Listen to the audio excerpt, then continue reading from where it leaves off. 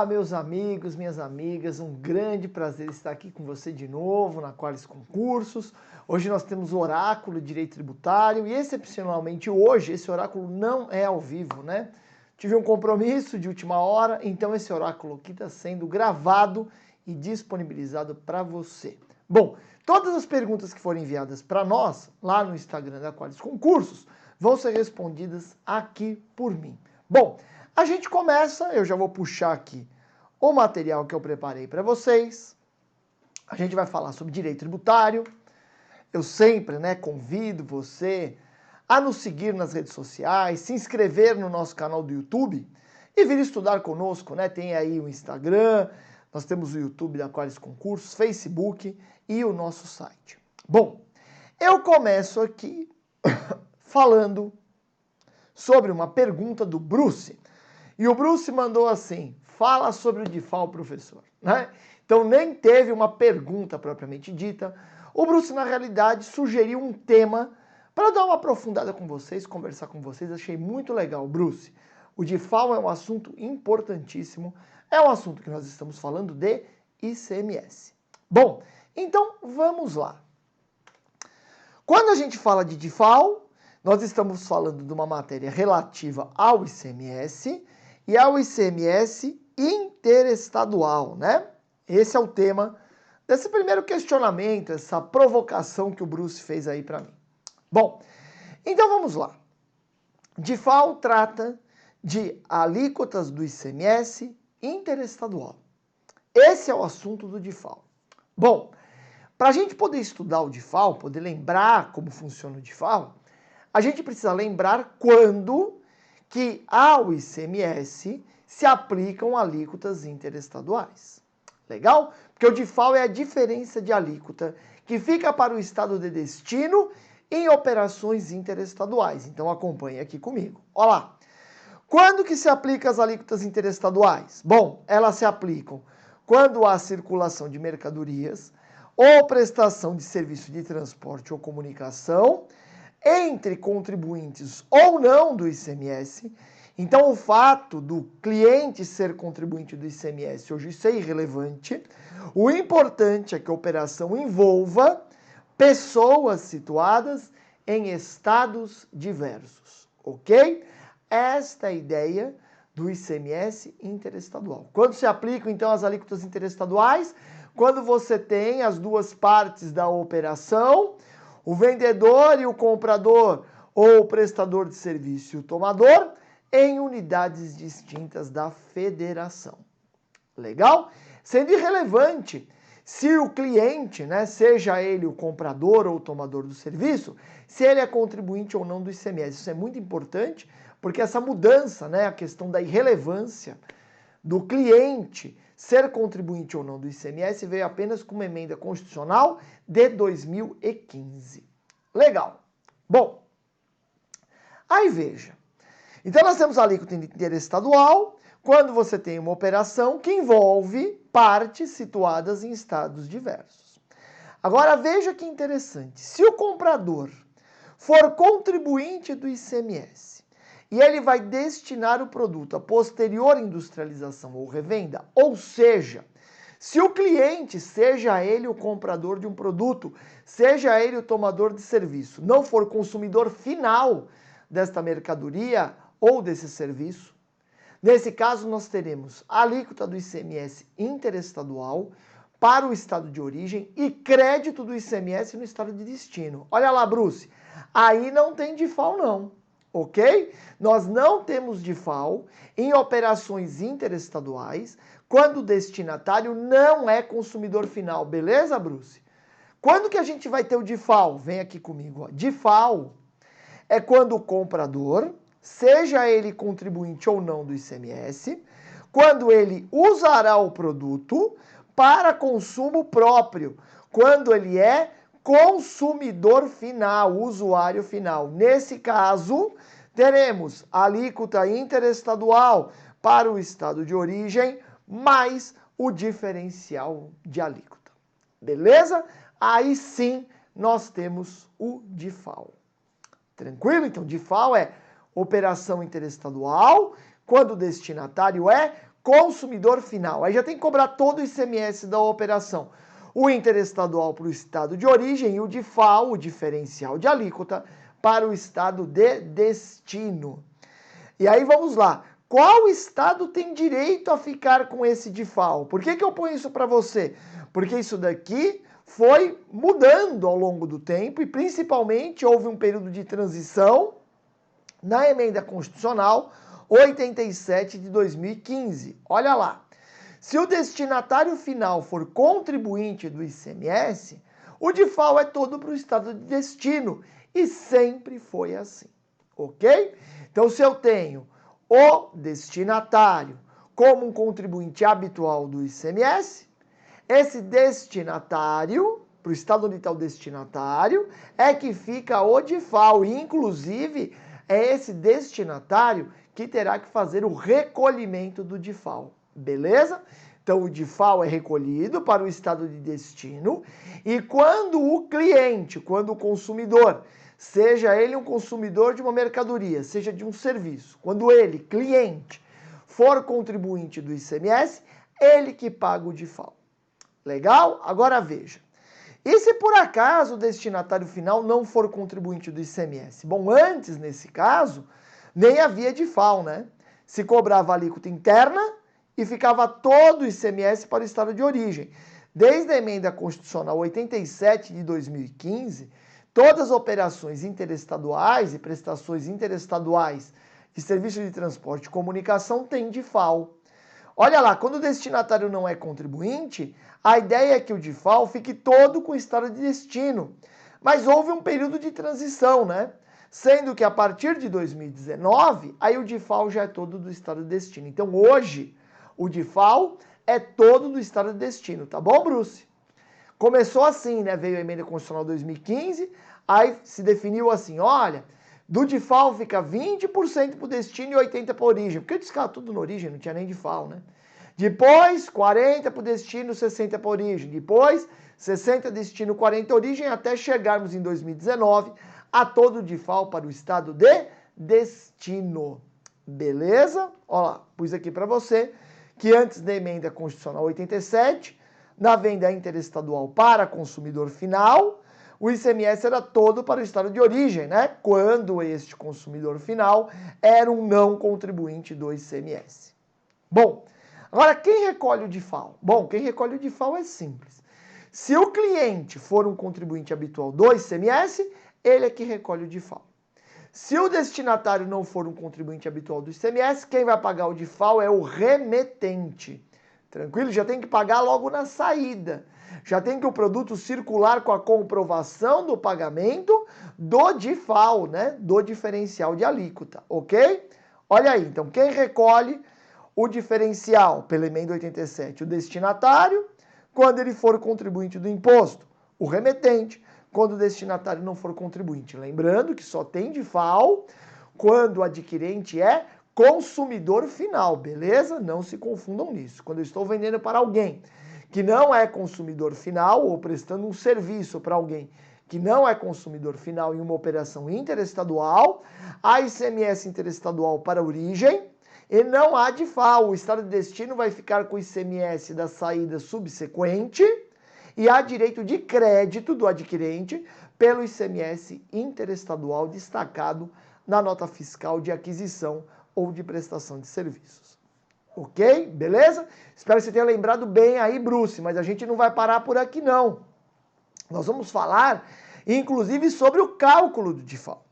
E aí eu chamo a sua atenção que há uma certa diferença entre os estados da federação em relação a como se calcula o DIFAL, mas temos um padrão frequente. Então, o padrão frequente que nós vamos aprender aqui, ou relembrar se você já sabe, e vamos fazer até um exemplo numérico em relação a isso, ok? Beleza. Qual que é a formulinha para você apurar o valor do DIFAL? Olha lá, ICMS DIFAL é igual a diferença de alíquota, já que DIFAL significa isso, né? Diferença de alíquota.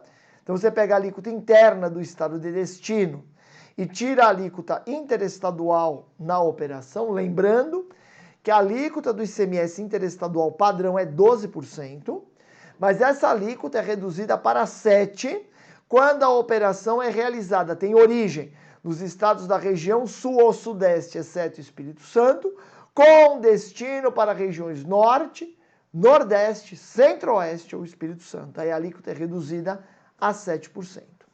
Tudo bem? Beleza. Vamos então fazer um exemplo numérico, tá, Bruce? Para a gente não ficar com nenhuma dúvida em relação a isso. Olha lá. Eu tenho aqui um produtor em São Paulo que vendeu um produto para um consumidor final lá em Santa Catarina, portanto, é uma operação que terá DIFAL, né? Toda vez que eu estou vendendo para um consumidor final, operação interestadual, há diferencial de alíquota. Beleza. Aí, ó, o ICMS para São Paulo, nessa operação, será de 12%. Por quê? Porque a alíquota do ICMS interestadual, operação São Paulo-Santa Catarina, é 12%. Ok? Então, aqui nós vamos ter 12% a alíquota do ICMS, 12% o valor do ICMS recolhido para São Paulo. Agora, e o DIFAL? Como a gente calcula o DIFAL para Santa Catarina? Tá? Vamos lá? A alíquota interna do ICMS Santa Catarina eu já dei para você. A alíquota padrão é 17%. Vamos aplicar então aquela formulinha. Vamos colocar números naquela formulinha que eu mostrei para você. Olha lá. Então, DIFAL é alíquota interna menos alíquota interestadual, ou seja, a diferença de alíquota multiplicada pelo valor da operação mais o DIFAL. Veja, o valor do DIFAL entra na sua própria base de cálculo. Esta é a regra que os estados adotam para calcular o DIFAL. Tudo bem? Lembre-se que o ICMS está dentro da sua própria base de cálculo, né? Então é coerente que o DIFAL entre na base de cálculo do próprio DIFAL. Tranquilo? Vamos fazer as contas agora. Olha lá. Então o DIFAL, nesse caso particular que nós estamos fazendo, é a alíquota interna de Santa Catarina, 17%, menos a alíquota interestadual da operação São Paulo-Santa Catarina, 12%, multiplicado pelo valor da operação. Qual foi o valor da nota? 100. Você coloca 100, então, aí, mais o DIFAL. Aí vamos desenvolver esta fórmula. Olha lá. O DIFAL é igual a 5%, a diferença de alíquota, multiplicada por 100, que é o valor da operação, mais o DIFAL. Aí a gente multiplica, né, tanto 100 quanto o DIFAL por 5%. 5% de 100 é 5, 5% do DIFAL está aí, 5% vezes o DIFAL. Vamos passar os 5% vezes o DIFAL para o outro lado. Então ficamos com DIFAL menos 0,05, ou seja, 5%, multiplicado pelo DIFAL igual a 5. 0,95 vezes o DIFAL igual a 5, beleza? Percebeu que não vai dar 5? O DIFAL, a diferença de alíquota é 5%, mas não é 5% de 100, porque o DIFAL entra na sua própria base de cálculo. Então esse valor, né, do DIFAL não vai dar apenas 5, o valor do DIFAL vai dar 5,26. Beleza? Eu espero aí, Bruce, que você não tenha ficado com nenhuma dúvida. Se ficou com alguma dúvida, coloca aí no chat, manda nos comentários, principalmente nos comentários desse vídeo, que eu respondo para você. Tudo bem? E aí a gente fecha aqui o nosso exemplo. Olha lá, ICMS para São Paulo, 12%, ICMS DIFAL para Santa Catarina, 5,26. Legal? Vamos para a próxima questão enviada pela Paula. Na cobrança de taxa de polícia, exige-se necessariamente uma contraprestação da administração? Ou seja, é necessário obrigatoriamente que haja alguma fiscalização? Essa pergunta, Paula, é muito boa. Por quê? Muitos contribuintes defenderam, durante um determinado tempo, que se o Estado não fiscalizasse o contribuinte especificamente, que a taxa não seria devida. Então, por exemplo, todas as prefeituras do Brasil têm uma taxa em relação à fiscalização de estabelecimentos comerciais e industriais. É chamada taxa de localização, instalação e funcionamento. Em alguns municípios, por exemplo, Aracaju, o nome da taxa é taxa de localização e funcionamento, mas é a mesmíssima coisa. Aí vários contribuintes falaram, olha, eu não vou pagar essa taxa todo ano, que a prefeitura não vem todo ano aqui me fiscalizar. E aí? É importante fiscalizar todo ano? Precisa ter meio essa ideia de contraprestação, como ocorre com os serviços? Resposta para você, Paula, não. O Supremo Tribunal Federal entende que deve haver alguma fiscalização em curso. O Estado, a Prefeitura ou a União tem que mostrar que a fiscalização, a atividade fiscalizatória, ela existe. Mas você não precisa fiscalizar todo mundo. Ou seja, não existe essa ideia de contraprestação individual para cada pessoa. Diferente da taxa de serviço público, que o serviço tem que ter sido prestado a você para que você tenha o dever de recolher a taxa, no caso de taxa de polícia, o Estado pode cobrar a taxa de polícia desde que a atividade de fiscalização esteja em pleno funcionamento. Não precisa fiscalizar individualmente todas as pessoas. E veja que essa é a posição do Supremo Tribunal Federal. Eu trago para vocês aqui uma decisão muito recente, foi uma decisão monocrática do ministro Dias Toffoli, e aí nós vamos ver um pouquinho mais. Olha aqui, ó, no RE 588322, relator Gilmar Mendes, em 2010, ficou assentado que a regularidade do exercício do poder de polícia é imprescindível para a cobrança de taxas de localização e fiscalização. A regularidade. A Corte passou a conceber que a cobrança pelo exercício do poder de polícia só deverá ocorrer se a atividade fiscalizatória for efetiva, admitindo que a verificação de tal efetividade pode ser evidenciada pela existência de órgão e aparato necessários para a execução das atividades fiscalizatórias. Ou seja, você não precisa fiscalizar todo mundo, você tem que ter uma fiscalização em funcionamento. Veja aqui uma decisão recente, né, do Supremo Tribunal Federal exatamente em relação a isso. Ó. É uma decisão de 2019. Ministro caça a decisão que considerou inconstitucional taxa de fiscalização do município de São Paulo. Olha lá, o ministro Alexandre de Moraes do STF julgou procedente a reclamação 30326 para cassar decisão do TJ do Estado de São Paulo, que ao aplicar equivocadamente entendimento do Supremo, considerou inconstitucional taxa de fiscalização do município de São Paulo. Veja, o Supremo tem uma tese de repercussão geral, que eu mostrei no slide anterior para você. Tranquilo? Vamos lá. Olha lá. Na origem, a PepsiCo do Brasil ajuizou a ação de anulação da cobrança da taxa de fiscalização de anúncios instituída pelo município por intermédio da Lei 13.474 de 2002. O Tribunal Estadual, a julgar a apelação, acolheu o argumento da empresa de que o STF, no julgamento do RE 588322, ó, veja aqui comigo, 588322, tranquilo, é a decisão aí que nós estamos vendo, beleza? Voltamos aqui.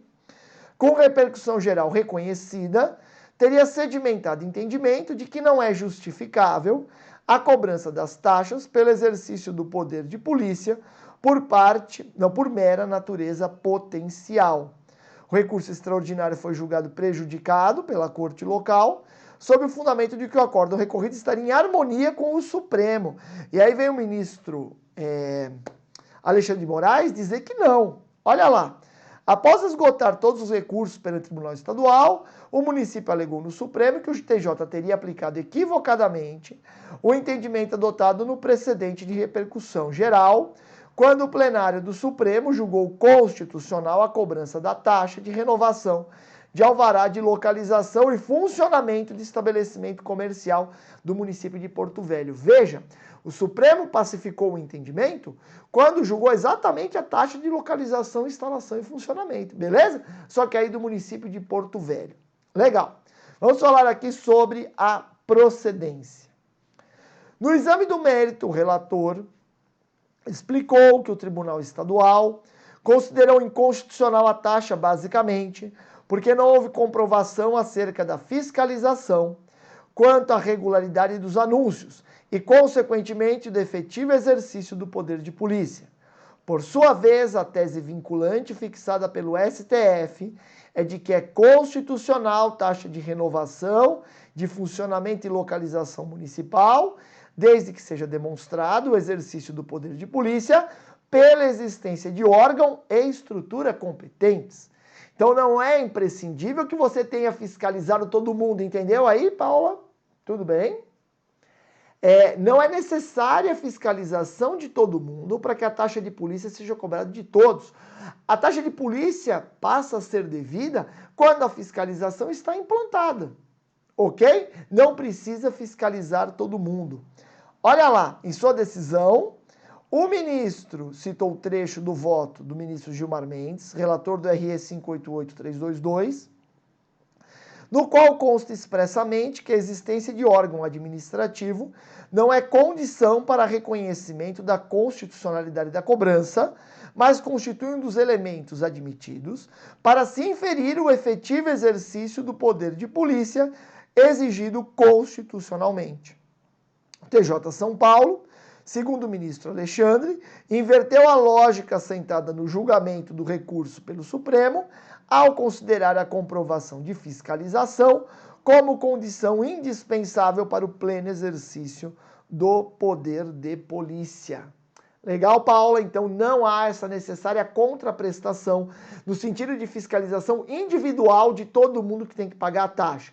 Mas existe uma ideia até de, entre aspas, uma contraprestação, porque o Estado precisa exercer o poder de polícia para que possa cobrar a taxa. Tudo bem? Só terminando aqui a notícia. Olha lá, o ministro ressaltou ainda que não se pode desconsiderar no caso específico de São Paulo o aparato administrativo que atua a favor do pleno exercício do poder de polícia, conforme reconhecido pelo Supremo em outro julgamento. Ainda segundo o relator, o STF tem jurisprudência no sentido da constitucionalidade da taxa de fiscalização de anúncios imposta pelo município. Muito bem, vamos a mais uma questão. A Vanessa está sempre aí com a gente. Olha lá, para a compensação tributária, exige-se alguma coincidência, ou seja, mesmo credor, esfera de governo e mesmo tributo? Quais seriam essas coincidências necessárias? Bom, agradecer de novo aí a Vanessa, sempre presente nos nossos eventos, sempre mandando perguntas. Muito obrigado. A questão da compensação tributária é um instituto jurídico previsto lá no Código Tributário Nacional. Vamos relembrar o que está escrito no Código Tributário para eu poder responder a tua pergunta aí, Vanessa. Olha lá. O que nós temos no Código Tributário Nacional, no artigo 170? A lei pode, nas condições e sob as garantias que estipular, ou cuja estipulação em cada caso atribuir à autoridade administrativa, autorizar a compensação de créditos tributários com créditos líquidos e certos, vencidos ou vincendos, do sujeito passivo contra a fazenda pública. Logo, é exigida a identidade entre créditos e débitos, tem que ser das mesmas pessoas. Eu não posso pegar um crédito de uma outra pessoa para compensar perante o fisco, porque o artigo 170 do CTN, pelo menos nos moldes como está redigido, exige a chamada identidade subjetiva. Eu tenho que ter as mesmas partes, tanto do lado do crédito quanto do lado do débito. Lógico que elas estarão em posições invertidas, né? Então eu devo um tributo para a União e eu tenho um crédito tributário contra a União, ok? Mas eu estou nas duas relações e a União está nas duas relações, ok, Vanessa? Então é importante a identidade subjetiva. Legal? É importante a identidade subjetiva. Então precisa ter a identidade subjetiva? Sim. Bom, por fim, a última pergunta que nós recebemos foi do Antônio. Devido ao princípio da legalidade, os impostos somente podem ser criados por lei, certo? Primeira resposta, sim, Antônio. Os impostos somente podem ser criados por lei. Você está perfeito na sua análise. Seguimos. Mesmo o raciocínio se aplica às obrigações acessórias ou elas podem ser criadas em ato infralegal? Bom, se você pegar o Código Tributário Nacional, você vai ver que o CTN diz que as obrigações acessórias são instituídas por meio da legislação tributária. E legislação tributária, você sabe, Antônio, é mais do que lei. Até pela sua pergunta eu já sei que você conhece isso, né? Legislação tributária tem todos os atos com força de lei, mais os decretos, mais as normas complementares. Está lá no artigo 97 do Código Tributário Nacional. Então, na hora que o CTN diz que as obrigações acessórias serão criadas pela legislação tributária, o CTN não está colocando a criação de obrigações acessórias dentro do princípio da estrita legalidade. Lógico que isso dá muito pano para manga, já teve questão da Fundação Carlos Chagas dizendo que a obrigação acessória se submetia ao princípio da legalidade. Aí na justificativa do gabarito, a Carlos Chagas citou trechos do professor Roque Carrasa, dizendo que pela Constituição de 88 dizer que ninguém será obrigado a fazer ou deixar de fazer algo, senão em virtude de lei. Que quando o CTN falou legislação, tem que se entender atos com força de lei, tem essa posição do professor Carrasa, mas hoje essa polêmica já está superada pelo Supremo Tribunal Federal. Veja aqui, Antônio, não sei se você conhece essa decisão, porque é uma decisão nova do Supremo, 11 de maio de 2020. Olha lá, ministro Roberto Barroso, relator, é uma ação civil ordinária. Aí a gente começa aqui na ementa, essa parte não interessa muito, mas só para a gente situar o litígio. Olha lá, direito constitucional e tributário, ação civil originária, obrigação tributária acessória, imunidade recíproca, tá? Então a questão de poder ser imposta uma obrigação tributária acessória para alguém que goza de imunidade recíproca, imposição esta realizada por ato infralegal. Beleza. Então primeiro compete ao Supremo conhecer e julgar originariamente causas que envolvam a interpretação de normas relativas à imunidade tributária recíproca em razão do potencial abalo ao Pacto Federativo, até aí sem problema. E agora aqui é o que nos interessa, até grifado em vermelhinho. Olha lá, a obrigação acessória decorre da legislação tributária. Isso está previsto expressamente no Código Tributário Nacional. Legislação, lá não está escrito lei. Continuamos. Esse termo não engloba apenas as leis, mas também os tratados e as convenções internacionais, os decretos ou atos infralegais e as normas complementares que versem, no todo ou em parte, sobre tributos e relações jurídicas a eles pertinentes. Aí seguimos aqui. A imunidade tributária recíproca impede que os entes políticos criem uns para os outros obrigações relacionadas à cobrança de impostos, mas não veda a imposição de obrigações acessórias, até porque a obrigação acessória independe da principal. Agora veja a conclusão do Supremo sobre a possibilidade de criação de obrigações acessórias por meio de atos infralegais. Olha lá, item 4, o artigo 9º, parágrafo 1º do CTN, institui reserva legal para a definição das hipóteses de responsabilidade tributária e dos atos que os entes públicos deverão praticar na qualidade de responsáveis. O dispositivo não afasta a possibilidade de obrigações acessórias serem impostas por atos normativos infralegais. Logo, meu caro aluno, minha cara aluna, Antônio, que fez aí a pergunta, obrigado pela pergunta. As obrigações acessórias, segundo o Supremo Tribunal Federal, não se submetem ao princípio da estrita legalidade, ok? Então é possível que a Receita Federal crie uma obrigação acessória por um ato infralegal, né? A Receita Federal não faz leis, ok?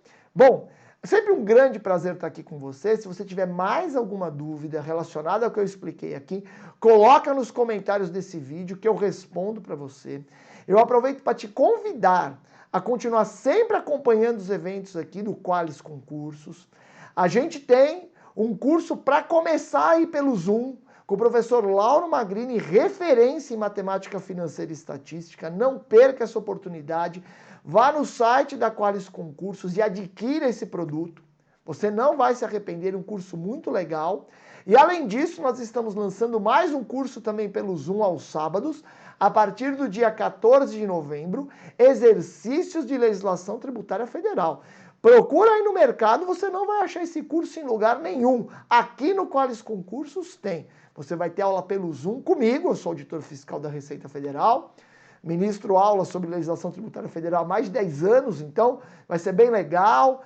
É uma matéria que tem muito poucas questões, está difícil de você treinar por conta. Nós vamos fazer um curso super legal. Vá no site do Qualis Concursos, busque as informações e faça a sua matrícula. Legal? Eu aproveito já para te convidar para na semana que vem você estar aqui com a gente sempre nos nossos eventos, de segunda a sexta-feira, às 19 horas. Um abraço para você, bons estudos e até a próxima semana.